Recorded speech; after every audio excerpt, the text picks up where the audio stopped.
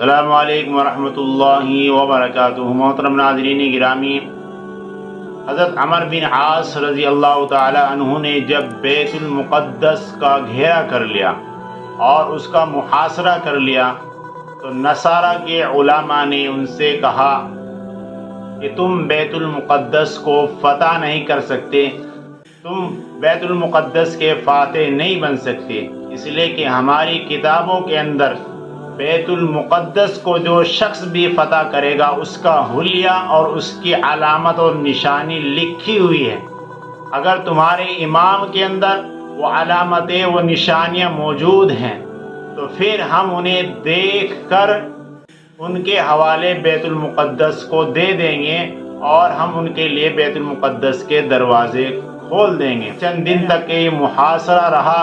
بالآخر بات ہوئی، حضرت عمر رضی اللہ تعالیٰ عنہ تک یہ خبر پہنچی۔ حضرت عمر رضی اللہ تعالیٰ عنہ بیت المقدس تشریف لائے۔ تاریخ کے عالم میں یہ واقعہ روشن رہے گا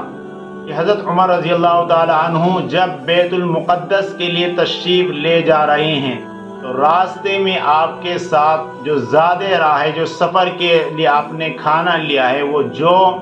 اور صرف کھجور تھی، اس کے علاوہ اور کوئی سامان کھانے کا آپ کے پاس نہیں تھا، اور صرف ایک اونٹ تھا کہ جس کے اوپر سامان لدا ہوا تھا، صرف ایک ہی آدمی اس پر سوار ہو سکتا تھا۔ تو حضرت عمر رضی اللہ تعالیٰ عنہ نے کیا کیا کہ چند فاصلے پر خود سوار ہوتے تھے، اس کے بعد اترتے تھے اور اپنے غلام کو جو آپ کے ساتھ تھا اسے اونٹ کے اوپر سوار کرتے تھے اور خود پیدل چلتے تھے، اور ایک پھٹا ہوا پیوند لگا ہوا کرتا آپ کا تھا۔ جب مسلمانوں کی پیشی ہوئی تو مسلمانوں نے بڑے اصرار کے ساتھ ایک عمدہ لباس آپ کو دیا